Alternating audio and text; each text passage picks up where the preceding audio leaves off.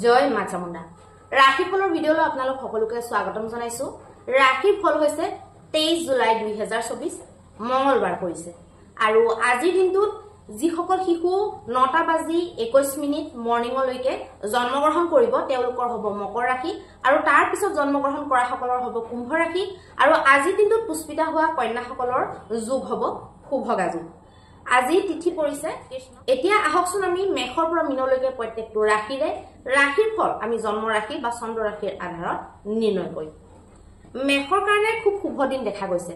যিকোনো কামতে তেওঁলোকৰ মন বহিব, যিকোনো কামতে তেওঁলোকৰ উৎসাহ উদ্দীপনাটো ভালকে বনি থাকিব, বৃদ্ধি পাব।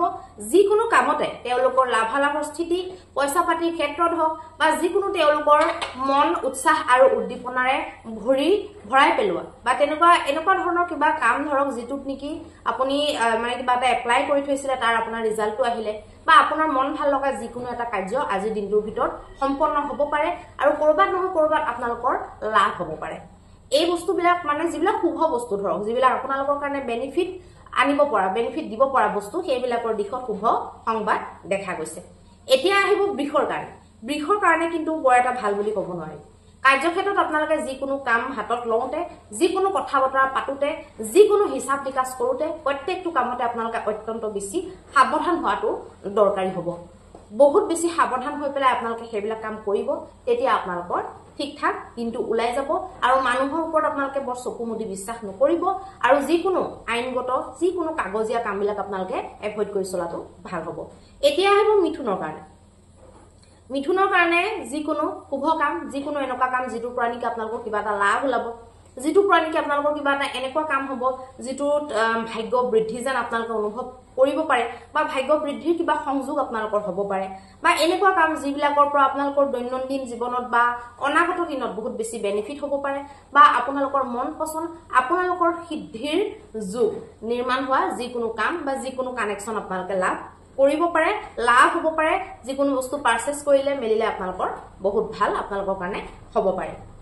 এতিয়া আহিব কৰ্কটৰ কাৰণে কিন্তু ভাল নহয়। মানসিক চিন্তা, যিকোনো সৰু সুৰা আঘাত পোৱা, অন্তৰত আঘাত পোৱা, ৰিলেশ্যনশ্বিপ বিলাক বেয়া হোৱা এনেকুৱা ধৰণৰ সম্ভাৱনাবিলাক দেখা গৈছে। বাকী এনে অভাৰঅল দিনটো ভাল বুলি তেওঁলোকৰ কাৰণে ক'ব নোৱাৰি। এতিয়া আহিব সিংহৰ কাৰণে খুব ভাল। যিকোনো শুভ কাম, যিকোনো সন্ধি, যিকোনো মানুহক লগ ধৰা, কথা বতৰা নতুনকে পতা, নতুন আইডিয়া এটাৰ কথা ডিছকাছ কৰা, নতুন আইডিয়া এটা এজনক কোৱা বা মানে সেইটো আপোনালোকে যিটো আইডিয়াটো ভাবিছে সেইটোক আপোনালোকে লগুৱাই মানে খটুৱাই চোৱা, এক্সপেৰিমেণ্ট কৰি চোৱা, এনেকুৱা ধৰণৰ কামবিলাক আপোনালোকে নিশ্চিত ৰূপে কৰিব পাৰিব। এতিয়া আহিব কন্যাৰ বিষয়ে। কন্যাৰ কাৰণে বৈবাহিক মতভেদ আৰু যিকোনো মনটো অস্থিৰ হৈ থকা যেন সম্ভাৱনা দেখা গৈছে।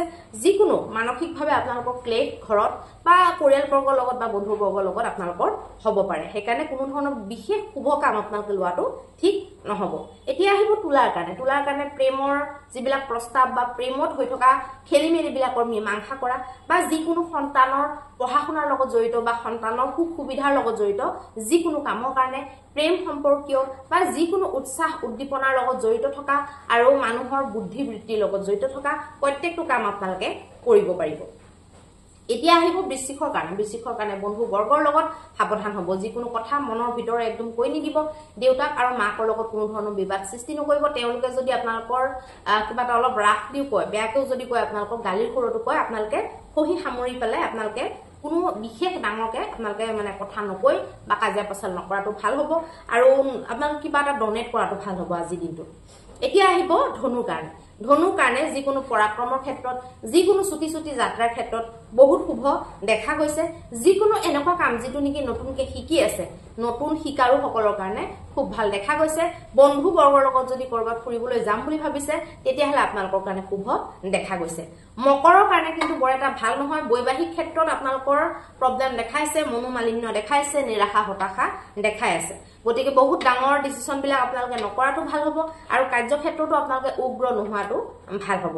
এতিয়া আহিব কুম্ভৰ কাৰণে যিকোনো শুভ কাম, যিকোনো এনেকুৱা কাম যিটোৰ পৰা নেকি নিজৰ অস্তিত্ব বৃদ্ধি হ'ব, যিটো কামৰ পৰা আপোনাৰ কিবা এটা বেনিফিট ওলাই আহিব পাৰে, আপোনাৰ কামৰ, আপোনাৰ আজীৱিকাৰ বা আপোনাৰ ব্যক্তিত্বৰ বৃদ্ধি হোৱা যিকোনো কাম আপোনালোকে কৰিব পাৰিব।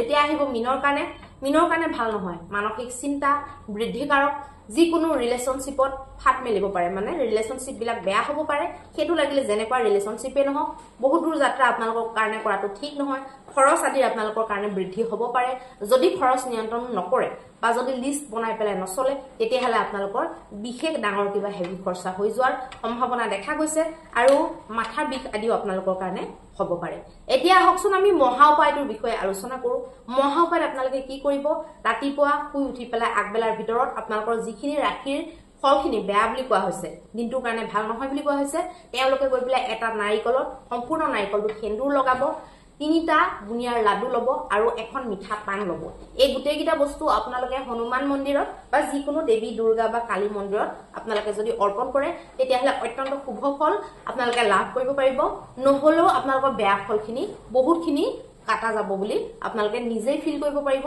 আৰু বহুতখিনি মানে বেয়া ফলখিনি আঁতৰাই পেলাই নৰমেল কৰি আপোনালোকৰ দিনটো পেলাব পাৰিব